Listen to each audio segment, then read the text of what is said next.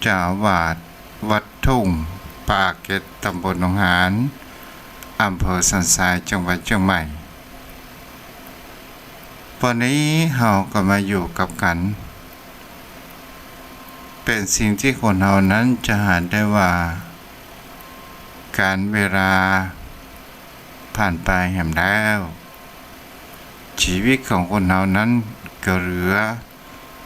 น้อยไปลงทุกทีเหมือนกับการที่คนเรานั้นมีกำหนดการว่าเราจะทำงานมงคลขึ้นบ้านใหม่ที่เรามีความจุดมุ่งหมายกันตลอดจนถึงงานต่างๆจะเป็นงานฉลองไปหลวงงานเดือนยี่งานเดือนสี่เป็นตานเข้าใหม่เราจะหันได้ว่าสิ่งเหล่านี้เราสามารถที่จะรู้ได้ว่าวันเวลานั้นมันจะต้องมาถึงเหมือนกับวันเวลาปีพุทธศักราช 2563 มันก็จะเริ่มหมดเรือนอ้อยไปลงทุกทีและมันก็จะเริ่มต้นใหม่ชีวิตของคนเราก็เช่นเดียวกันเป็นสิ่งที่คนเรานั้นจะหันกันได้ว่าเราได้เดินทางไปสู่แห่งเขาว่าวันสุดท้ายของชีวิตเหมือนกันทุกคนและเราก็เริ่มต้นใหม่แห่งชีวิตในการที่ว่าจิตของเรานั้นไปเกิดในภพภูมิดีหรือบ่ดีมันก็ขึ้นอยู่ที่เราสั่งสมนั่นเองและก็เป็นสิ่งที่คนเรานั้นก็จะหาได้แห่งประการหนึ่งว่าบางสิ่งบางอย่าง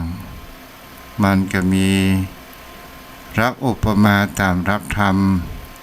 ขององค์สมเด็จพระสัมมาสัมพุทธเจ้าการเวลาและชีวิตของคนเรานั้นผ่านไปเหมือนดังกระแสน้ำที่บ่สามารถที่จะไหลย้อนกลับขึ้นมาได้แต่สิ่งที่คนเรานั้นมีนั่นก็คือคำว่าเราเปลี่ยนแปลงในการกระทำและเปลี่ยนแปลงกระบวนแห่งความคิดนั่นก็คือคำว่าจิตของเรานั่นเองคือมีความผูกพันทางด้านสิ่งดีๆจิตใจของเรานั้นก็จะมีคำว่ามีที่พึ่งทางด้านสิ่งดีๆเกิดขึ้นเอาละโยมพ่อโยมแม่วันนี้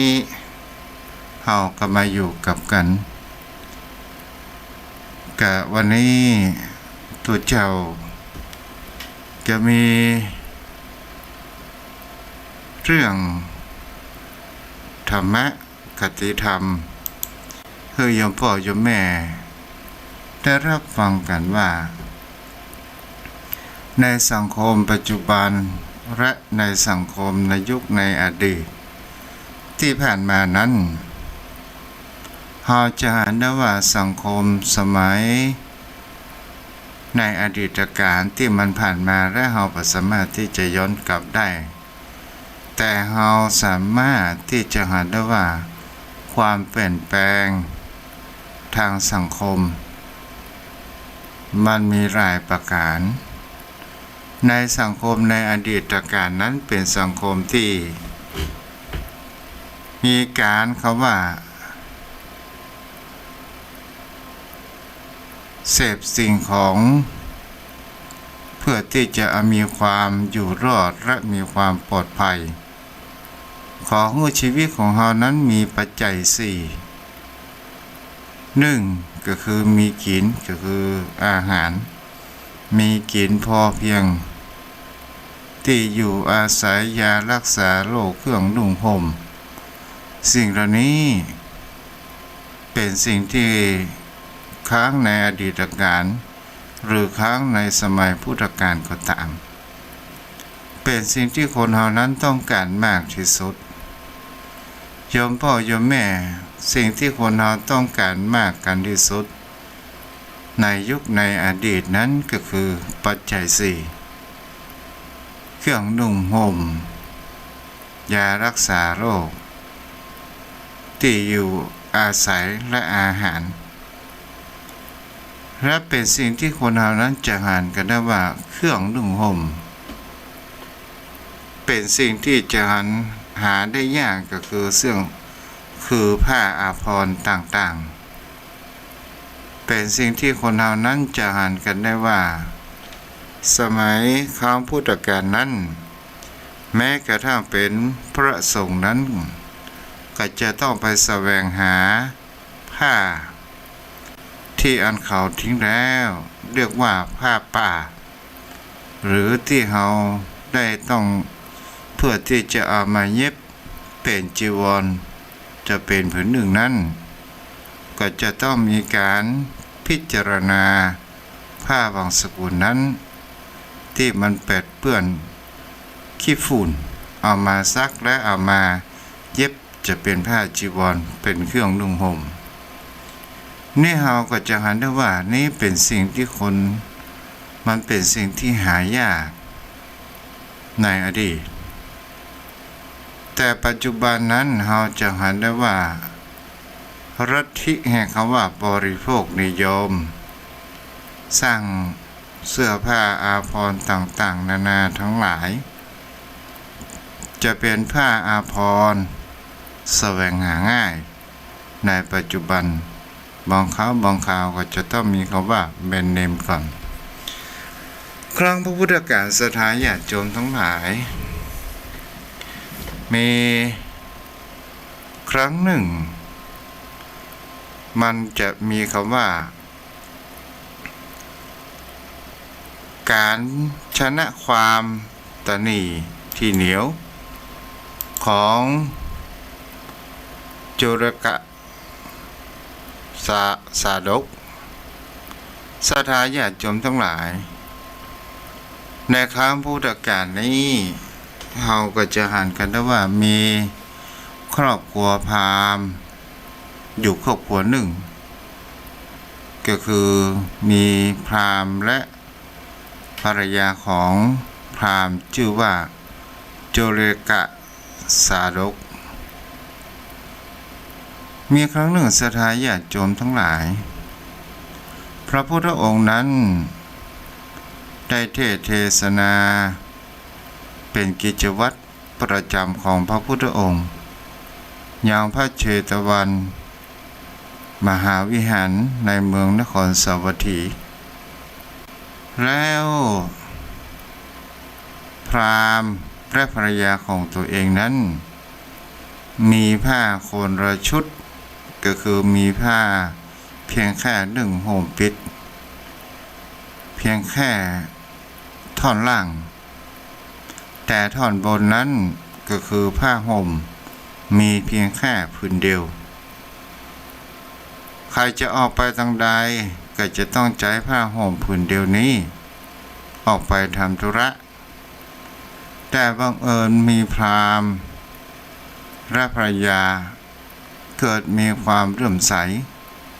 อยากจะไปฟังธรรมขององค์สมเด็จพระสัมมาสัมพุทธเจ้า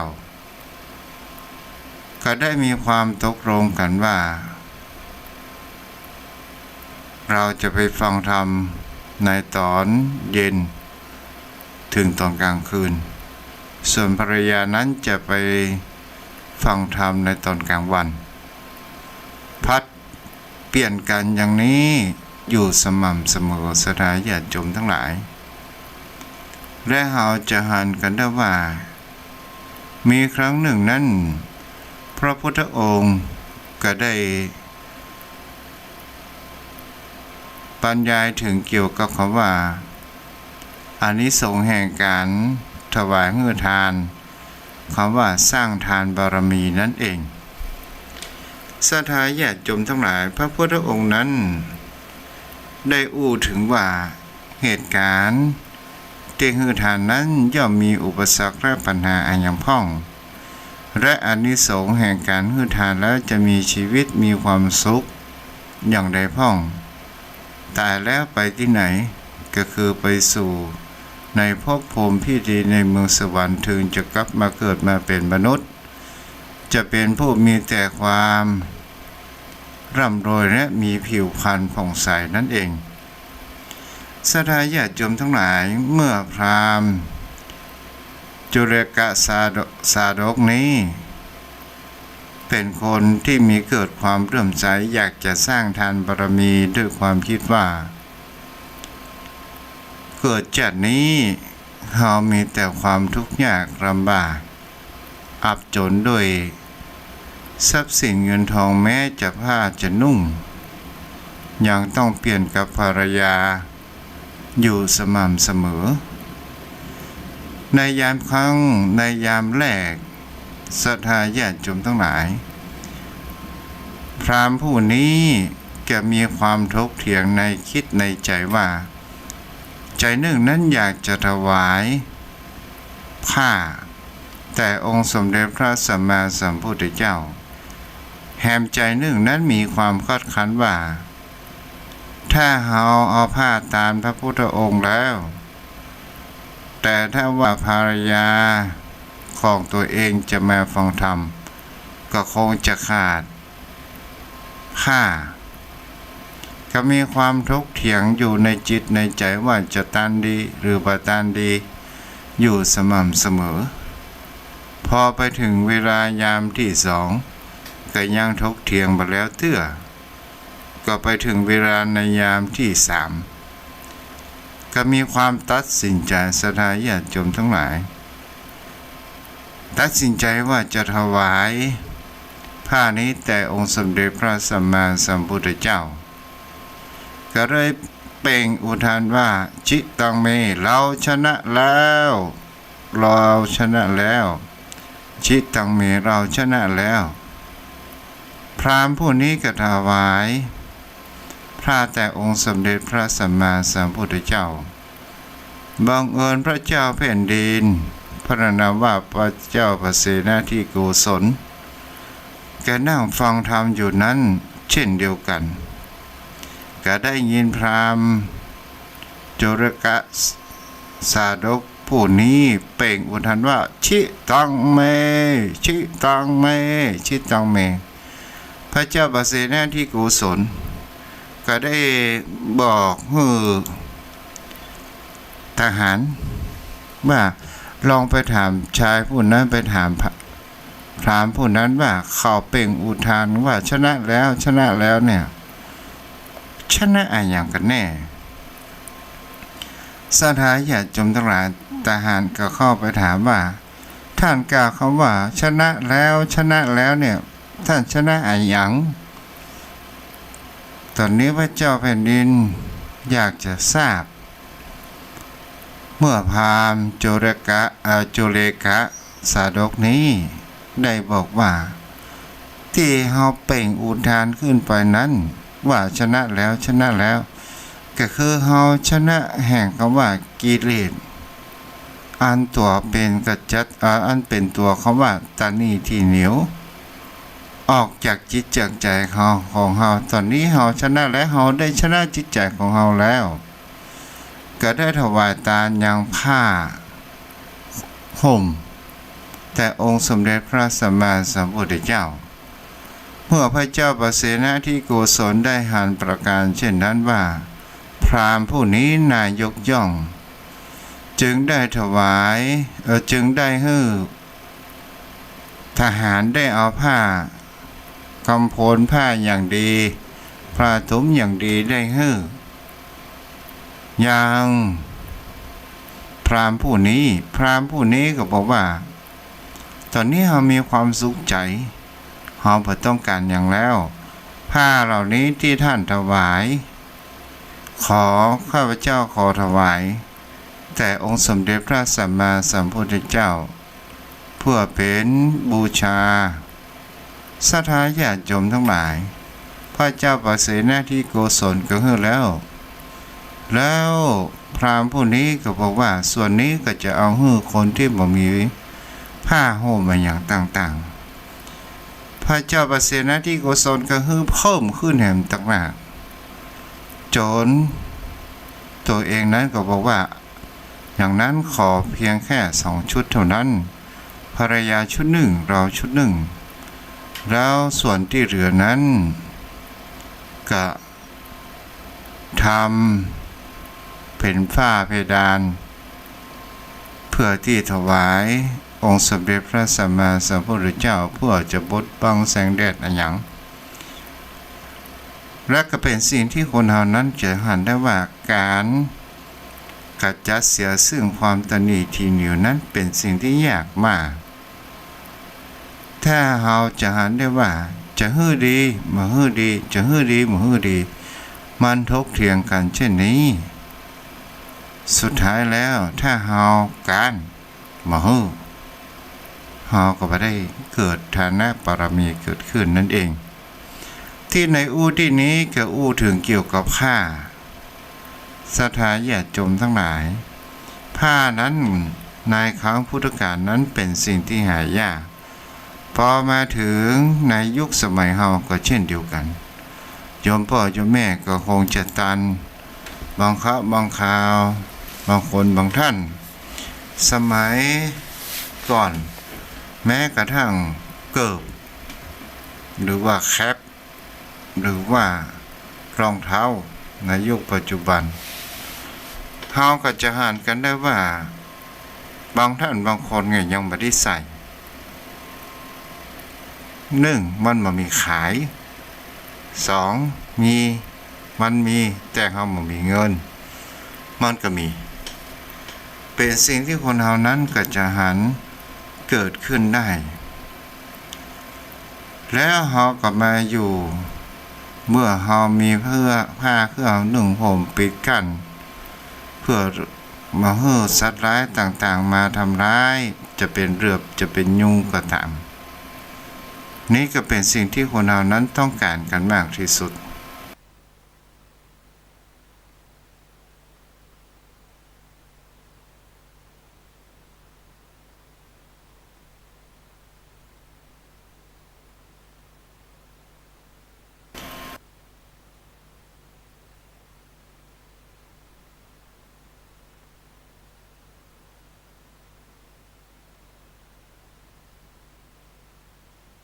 เฮามีผ้าเครื่องนุ่งห่มปิดกั้นเพื่อมาให้สัตว์ร้ายต่างๆมาทำร้ายจะเป็นเรือบจะเป็นยุงก็ตามนี่ก็เป็นสิ่งที่คนเรานั้นต้องการกันมากที่สุดบางท่านบางคนก็ต้องได้เช่าคนอื่นอยู่นี่ปัจจัยที่อยู่อาศัยเพื่อที่เราจะรับจะนอนพักผ่อนเพื่อความปลอดภัยในชีวิตของเราประการที่3สิ่งที่คนเราต้องการนั้นก็คือคำว่าอาหารการกินถ้าเราจะอ่านกันได้ว่าอาหารการกินถ้าเราไม่มีอาหารการกินบนโลกนี้สมมุติว่าเมื่อโลกนี้มันมืดสนิทและอาหารการกินห่วงลูกโซ่แห่งอาหารนั้นมันขาดหายไปผู้คนเฮานั้นก็จะต้องล้มตายเป็นเบื่อเกิดขึ้นเพราะว่ามันขาดอาหารหรือว่าเฮาไปเกิดในที่สิ่งที่ภัยแล้งเกิดขึ้นที่มันพร้อมปลูกอย่างบ่ได้สักอย่างอดอยากพ่องมามีอาหารตอนสุดท้ายเราก็จะต้องตายในที่นี้ก็คือตายก่อนวัยตายก่อนหมดอายุขัยอย่างนี้เป็นต้นมาส่วนประกอบที่3นั้นก็คือคำว่ายารักษาโรคยารักษาโรคนี้เป็นสิ่งที่คนเรานั้นจำเป็นกันมากที่สุดศรัทธาญาติโยมเมื่อเวลาเฮายามเจ็บยามเป็นยามไข้โดยครั้งพุทธกาลตลอดจนถึงในอดีตเฮาจะอาศัยคำว่าต้นไม้ธรรมชาติเฮาได้ลองผิดลองถูกมีพ่อหมอชีวกกุมารพัฒน์เป็นต้นได้เรียน ในวิชานี้ เป็นหมอประจำพระองค์ขององค์สมเด็จพระสัมมาสัมพุทธเจ้าศรัทธาญาติโยมทั้งหลายและเฮามายอพอในยุคนี้สมัยนี้เฮาก็จะอ่านได้ว่าเป็นช่วงแห่งคำว่ารัฐิบริโภคนิยมคนเฮานั้นมีคำว่าบริโภคสิ่งที่มันเกินตัวมากเกินไปจะมีอะไรอย่างพ่อเราศรัทธาญาติโยมทั้งหลายจะหาได้ว่าในปัจจุบันสิ่งที่คนเฮานั้นบริโภคนิยมจะเป็นเสื้อผ้าอาภรณ์ชุดแล้วชุดเล่าเปลี่ยนชุดนั้นนุ่งยังบักกล้าเตี้ยซื้อชุดใหม่มาพอได้4-5 วันก็เบื่อซื้อชุดใหม่มาแต่บุคคลที่มามีปัจจัยเงินทองขอเสื้อผ้ามีสัก3 ชุด4 ชุดก็พอใจชุดหนึ่งเอาไว้เยี่ยการชุดหนึ่งเอาไว้ไปการไปงานชุดหนึ่งนอนอยู่ชุดหนึ่งนั้นนุ่งอยู่บ้านอยู่จองอย่างนี้เป็นต้นพอมาถึงแห่งประการหนึ่งเรื่องวัตถุนิยมเราจะอ่านกันได้ว่าทุกสิ่งทุกอย่างจะต้องมีของเขาว่าแบรนด์เนมและมียี่ห้อบางคราวของแบรนด์เนมมียี่ห้อมันราคาแพงซื้อมาเฮาก็ใจได้เหมือนกันเท่าอันและแห่งประการหนึ่งศรัทธาญาติโยมทั้งหลายปัจจัยในสิ่งที่คนเฮานั้นจะสังเกตเห็นได้ว่าโทรทัศน์ตู้เย็นทีวีโทรศัพท์มือถือเครื่องรถยนต์พาหนะบางสิ่งบางอย่างมันก็เกินจำเป็นและก็เป็นสิ่งที่คนเฮานั้นจะหาได้ว่ามันสะดวกสบายมันจะสามารถที่จะบันดาลสุขความสะดวกสบายของเฮาให้ได้ศรัทธาญาติโยมทั้งหลายเฮาจะหาได้ว่าบรรพบุรุษของเฮานี้ทำไมถึงมีอายุยืนยาวเพราะว่าในครั้งอดีตเปิ้นสร้างมนุษย์มาเพื่อมีคำว่าเดินแต่ก่อนมันมามีรถถีบรถจักรยานมามีรถเครื่องอะไรอย่างมากนักเขาจะไปซื้อครัวซื้ออะไรอย่างนี้เดินบ้านเหนือขึ้นเดินบ้านใต้ขึ้นบ้านเหนือร่องใต้ไปหาตูบกาไปหาร้านเป็นสิ่งที่คนเราจะหันได้ว่าประมาณสักโลปลายเฮาก็ใช้วิธีเดินโดยการขยับเขยื้อนร่างกายของคนเฮาก็เลยทำให้ระบบเผาผลาญของเฮานั้นดีและมีอายุยืนยาวเกิดขึ้นแต่ในสมัยปัจจุบันเพียงแค่สัก200 เมตรก็ยังสตาร์ทรถเครื่องหรือว่ามีรถถีบเป็นสิ่งที่คนเฮาก็จะหานกันได้ว่ามีความสุขสบายในการดำรงชีพแต่สิ่งที่เฮาจะได้พ่วงตามมาความสบายอย่างนี้มันจะติดตามมาด้วยคำว่าโรคภัยไข้เจ็บในอนาคตมันสบายเกินไปแม้กระทั่งอาหารการกินโยมพ่อโยมแม่ตะก่อนเนี่ยกว่าเราจะได้กินต้องเข้าครัวไฟจะทำอะไรอย่างก็จะต้องใช้เวลาและก็จะมีการนึ่งข้าวเป่าไฟทำอาหารการกินเกิดขึ้นถ้าใครกินข้าวประตรงเวลาสุดท้ายก็เหลือเพียงแค่หม้อแกงผลของว่าหลายถ้วยเหลือก็หลายถ้วยแต่ปัจจุบันมีโทรศัพท์มือถือก็มีกินละสั่งแคปฟูดสั่งมีแพนด้าสั่งอะไรอย่างสปันสถานญาติโยมทั้งหลายมาดก็สร้างแห่งความขี้เกียจหรือว่าขี้ค้าน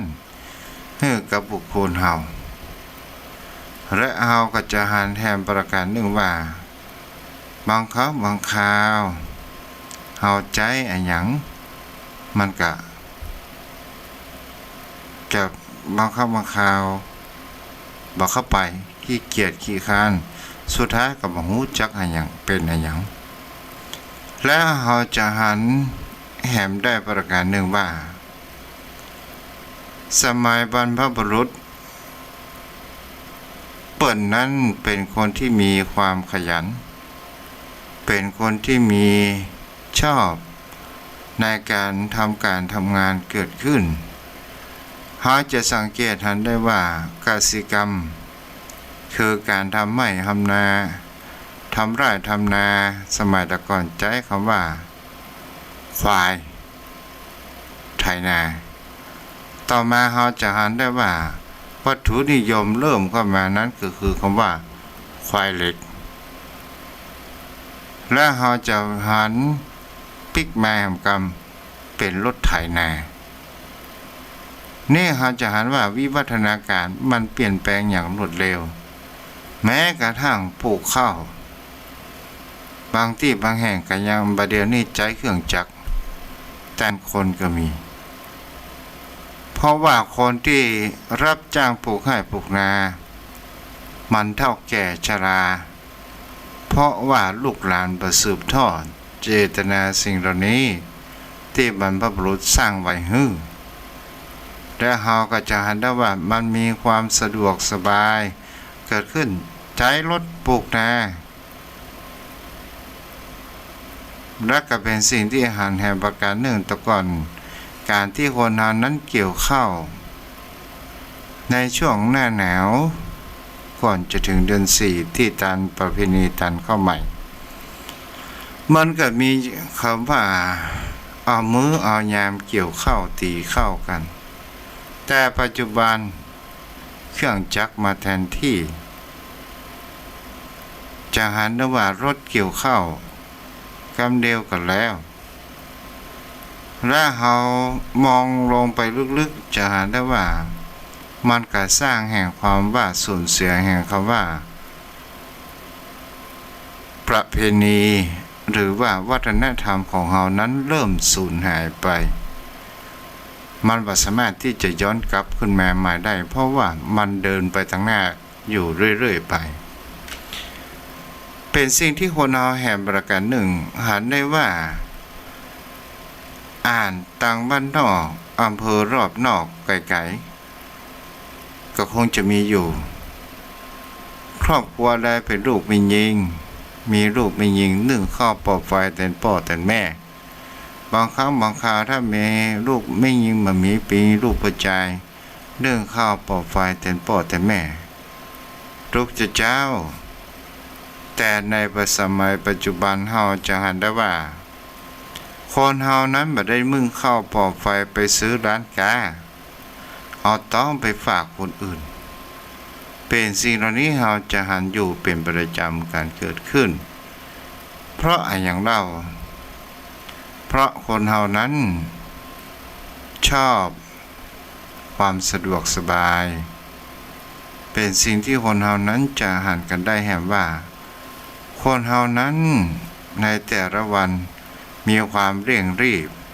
และมีความเครียดกับงานอยู่ตลอดเวลาและวัฒนธรรมอื่นหรือว่าวัฒนธรรมต่างประเทศมันเข้ามาแทรกซึมคนไทยเฮานั้นเป็นคนที่ว่าเข้าคนง่ายและก็ลืมง่ายเป็นสิ่งที่เราจะหันกันได้ว่าอนาคตไปหน้ามันจะเป็นเจริญไปทางด้านใดเราก็บ่สามารถที่จะรู้ได้สิ่งที่แน่ๆเราจะหันได้ว่าในยุคปัจจุบันมันเป็นยุคแห่งคำว่าลัทธิวัตถุนิยมชอบสิ่งต่างๆนานาโดยมีความคิดอยู่เสมอว่ามีเงินทองมีข้าวของอยู่มากมายมันจะสร้างแห่งความสุขให้กับคนเฮาได้ถ้าคนเฮานั้น บ่ได้รับแห่งคำว่าพ่ายแพ้ต่อธรรมชาติอย่างเช่นถ้าคนเฮาบ่เจ็บบ่เป็นเฮาก็บ่ฮู้ว่าชีวิตของเฮานั้นมีค่าขนาดไหนบางคนบางท่านเฮาก็จะหันกันได้ว่าคนเฮานั้นส่วนใหญ่มันก็จะมีความสนุกสุขสนานเพลิดเพลินไปตามกรรมคุณแอวเล่นเที่ยวชอบบันเทิงชอบสนุกสนานแต่คนเฮานั้นบางคราวสนุกสนานเกินไปบ่ได้คิดถึงคำว่าคุณค่าชีวิตของคนเฮาที่เกิดมาเพื่อฮู้คิงเฮาก็ได้ล้มป่วยแล้วเฮามาหาคุณค่าชีวิตของเฮาตอนนั้นบางครั้งมันก็จะสายเกินไปบางครั้งคนเฮาก็ยังเปลี่ยนได้อยู่เป็นสิ่งเหล่านี้เฮาจะหันคำว่าคุณค่าชีวิตฉะนั้นศรัทธาญาติโยมทั้งหลายถึงคนเฮานั้นเฮาวิ่งหาวัตถุนิยมโดยความคิดว่ามันสามารถที่จะทำให้ชีวิตของเฮานั้นมีความสุขแม่นมันมีความสุขบางครั้งบางคราวมันก็แฝงด้วยยาพิษเช่นเดียวกันมันมีทั้งคุณและโทษบนโลกใบนี้มีทั้งคุณและโทษเป็นสิ่งที่คนนั้นควรจะศึกษาว่าอะไรอย่างสิ่งที่เราควรจะกระทำสิ่งที่เราบ่ควรกระทำนี้อยู่ต่างหากสิ่งที่มันเกินมากในชีวิตของเรานั้นเราก็ผ่อนลงพ่องที่มันบ่จำเป็นนั่นเองโยมพ่อโยมแม่ทุกเจ้ายังจำได้อยู่ที่บรรพบุรุษพ่ออุ้ยแม่อุ้ยได้บอกว่าบ้านหลังใดมานึ่งข้าวประกอบไฟผีห่อผีเฮือนจะไปอยู่เพราะว่าบ่ได้กินไอข้าวประการที่สองบ้านหลังใดมานึ่งข้าวประกอบไฟบ่ทำอาหารกันกินบ้านดังนั้นจะมีแต่บ่มีสง่าราศีอย่างนี้เป็นต้นแม่นบ่แม่นกับหมูเนาะโยมพ่อโยมแม่เอาละวันนี้เปิดทางโทรศัพท์ไปจนถึง 10:50 นาทีเนาะหลังจากนั้นเราก็มาไหว้พระสวดมนต์แล้วก็